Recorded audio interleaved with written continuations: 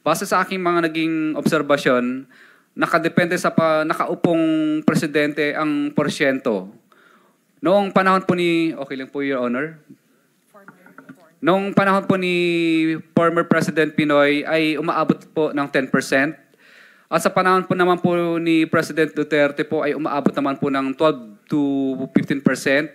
Subalit ngayong panahon po ng mahal na presidente ay umaabot na sa 25 to 30% ang total ng porsyento ng proyekto ang hinihingi ng mga congressman gamit ang kanilang mga tao o tinatawag na bagman.